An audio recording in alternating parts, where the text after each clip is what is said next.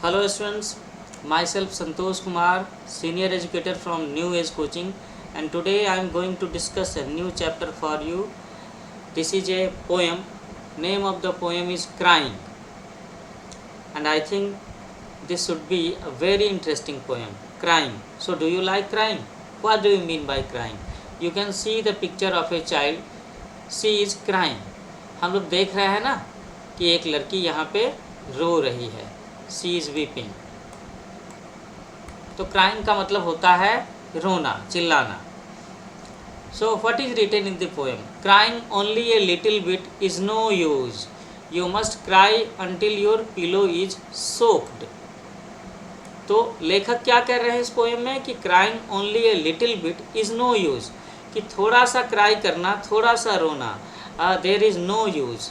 You must cry until your pillow is soaked. I think आप समझ रहे होंगे कि पिलो का मतलब क्या है. पिलो का मतलब है तकिया. ओके, जिस पर कि हम लोग सिर रख करके सोते हैं, है ना. और लेखक क्या कह रहे हैं?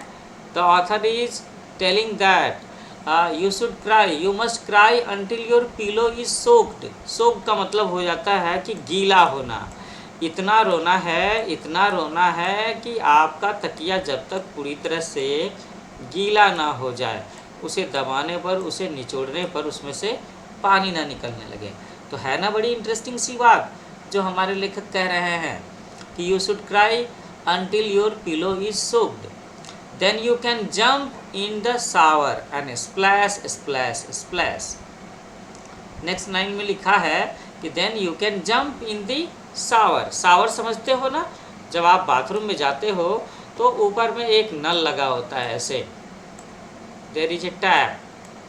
वो इस तरह का होता है ना, और उसमें से ऐसे पानी गिरता है. This is known as shower. Shower ऐसा होता है.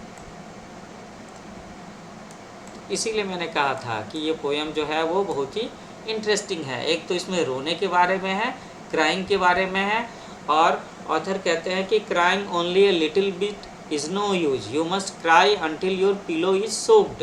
वो इतना गीला हो जाए, ऐसे जैसे कि नहाने के बाद से टॉवेल गीला हो जाता है, और जब आप उसे निचोड़ते हो तो उसमें से पानी गिरता है. इतना गीला करना है. So then you can jump in the shower and splash splash splash. Splash splash splash की मीनिंग क्या है? स्प्लैश की मीनिंग है कि छपाक से आवाज़ होना. जब हम लोग पानी में कूदते हैं तो होता है ना, छपाक की आवाज़ होती है, यही, दैट इज स्प्लैश. अच्छा, मैं सोच रहा हूँ कि क्यों ना आपको एक स्प्लैश की तस्वीर दिखा दूँ एक तस्वीर स्प्लैश की. अभी दिखाता हूँ.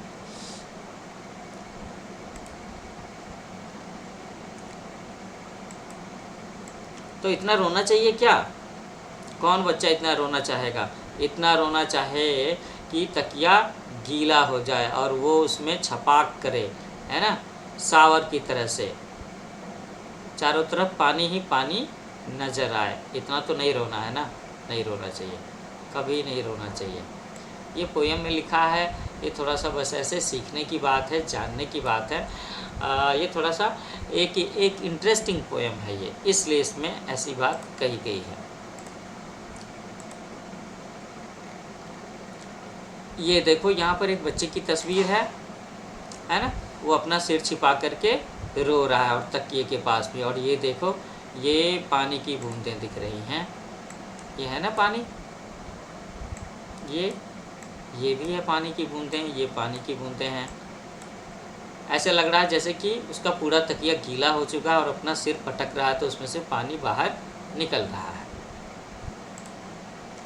तो मैंने कहा था कि ज़रा सा आपको बता दूं कि छपाक, स्प्लैश का सीन कैसा होगा. So just a minute, I am going to show you.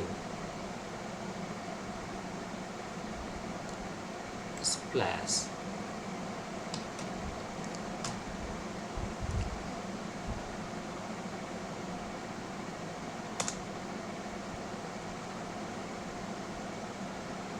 And here it is, you can see the picture of splash.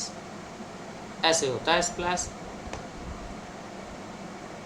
ये ऐसा लग रहा है ना जैसे कि कोई चीज़ इसमें गिर रही हो तो पानी इसमें से बाउंस बैक कर रहा है, दैट इज स्प्लैश।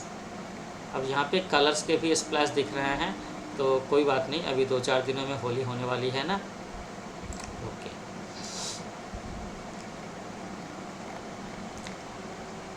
अरे वाह, ये क्या हो गया कि हम लोग पोयम पढ़ रहे हैं क्राइंग के बारे में और ये बच्चा इतना हंसता मुस्कुराता नज़र आ रहा है। He is looking very happy. ऐसा लग रहा है जैसे वो पानी में से नहा करके तालाब में से आ रहा हो। तो आगे की लाइंस में क्या लिखा है पोइट ने? पोइट का नाम है Galway Kinnell. So then you can throw upon your window and ha ha ha, and if people say hey what's going on up there, ha ha, sing back, happiness was hiding in the last tear, I wept it, ha ha हा। ठीक है, तो आगे हम लोग देखते हैं कि कविता में, इस पोएम में क्या बताया गया है। तो पोइट कहते हैं then you can throw open your window, कि जब आप इतना रोएं कि आपका तकिया इतना गीला हो जाए कि जब आप उस पर हाथ रखो, सिर रखो तो छपाक से स्प्लैश हो और पानी ही पानी इधर उधर गुजरे।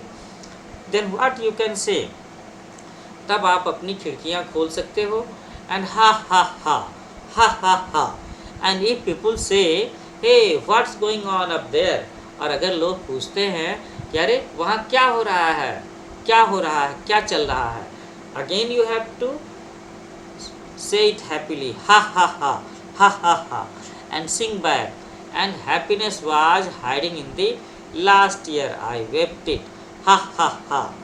और पोइट कहते हैं कि तुम्हें ये बताना है खिड़की से पूछने वाले लोगों को कि सबसे ज़्यादा खुशी कहाँ थी। सबसे ज़्यादा खुशी छिपी थी, हाइड मीन्स होता है छिपना। सो सबसे ज़्यादा हैप्पीनेस कहाँ पे थी, in the last tear. Last year का मतलब है आखिरी आंसू, है ना, आखिरी आंसू में ही सबसे ज़्यादा खुशी छिपी थी। ऐसा कहना है तुम्हें लोगों से जो तुम्हें खिड़की से देख रहे होंगे और पूछ रहे होंगे कि आखिर वहाँ हो क्या रहा है, व्हाट इज़ गोइंग देयर। इसीलिए मैंने कहा था कि this is going to be a very interesting poem. Interesting इसलिए क्योंकि एक तो इसका नाम है क्राइंग, रोने के बारे में है, और ऊपर से इसमें हंसने की बातें हो रही हैं, खुश होने की बातें हो रही हैं, तकिए को इतना गीला करने की बात हो रही है कि उस पर सिर रखो तो छपाक से पानी इधर उधर जाए, है ना, और बिस्तर तकिए पर सिर रखो तो ऐसा लगे कि जैसे आपने शावर के नीचे सिर रखा है। ओके बच्चों, तो आपका ये छोटा सा पोएम, प्यारा सा पोएम यहीं पे मैं आज समअप करता हूँ। मेरा चैनल है न्यू एज कोचिंग, इसे आप सब लाइक करो, शेयर करो, सब्सक्राइब करो, ठीक है ना। जल्दी ही मैं और भी नए लेक्चर्स, नए चैप्टर्स के अपलोड करूँगा, और जल्दी ही मैं इस चैप्टर का, ये जो क्राइंग नाम का पोएम है, इसके क्वेश्चन आंसर भी अगले लेक्चर में ले करके आऊँगा, Q&A, okay, in the next lecture. Wait for it. Lecture very soon. तो तब तक के लिए आप सब बच्चों को मैं ये कहना चाहूँगा, happy Holi, happy learning with new age coaching. जल्दी मिलते हैं नए लेक्चर के साथ।